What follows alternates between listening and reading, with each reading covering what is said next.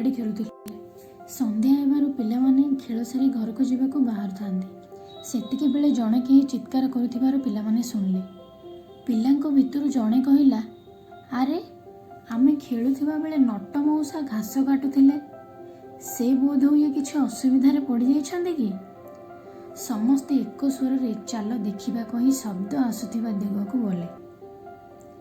ପିଲାମାନେ ଦେଖିଲେ ଯେ ପାଖରେ ଥିବା ଏକ ଚାନ୍ଦିନୀ ନଥିବା କୂଅରେ ନଟ ମଉସା ଗଳି ପଡ଼ି ଜୋରରେ ଚିତ୍କାର କରୁଛନ୍ତି। ପିଲାମାନେ କ'ଣ କରିବେ ବୋଲି ଭାରି ବ୍ୟସ୍ତ ହୋଇ ପଡ଼ିଲେ। ଏତିକି ବେଳେ 2 ଜଣ ଧାଇଁ ଯାଇ ଦଉଡ଼ି ଆଣି କୂଅ ଭିତରକୁ ପକାଇଲେ। ଆଉ ଜଣେ ଦୌଡ଼ି ଯାଇ ତା କାକାଙ୍କୁ ଡାକିଲା ଏବଂ କାକାଙ୍କୁ କହିଲା ଯେ ନଟ ମଉସା କୂଅରେ ଗଳି ପଡ଼ିଛନ୍ତି। କକା ସଙ୍ଗେ ସଙ୍ଗେ ଦମକଳ କେନ୍ଦ୍ରକୁ 101 ନମ୍ବରରେ ଫୋନ୍ କଲେ।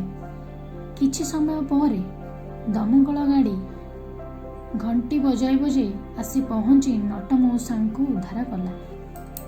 ତାଙ୍କୁ ସାହାଯ୍ୟ କରିଥିବାରୁ ପିଲାମାନଙ୍କ ଉପରେ ନଟ ମଉସା ବହୁତ ଖୁସି ହେଲେ। ଗପଟି ଭଲ ଲାଗିଲା ନା? ବର୍ତ୍ତମାନ ତୁମେ ସମସ୍ତ ପ୍ରଶ୍ନର ଉତ୍ତର ନିଜ ନିଜ ଖାତାରେ ଲେଖ। ନଟ ମଉସା କେଉଁ ଅସୁବିଧାରେ ପଡ଼ିଯାଇଥିଲେ? କାକା କେଉଁ ନମ୍ବରରେ କାହାକୁ ଫୋନ୍ କଲେ? ଦମକଳ ଗାଡ଼ିର ରଙ୍ଗ କିପରି ଅଟେ? କିଏ ଘଣ୍ଟି ବଜାଇ ଆସି ନଟ ମଉସାଙ୍କୁ ଉଦ୍ଧାର କଲା? ତୁମେ ଦମକଳ ଗାଡ଼ିକୁ ଆଉ କେଉଁଠି କେଉଁଠି ଦେଖିଛ?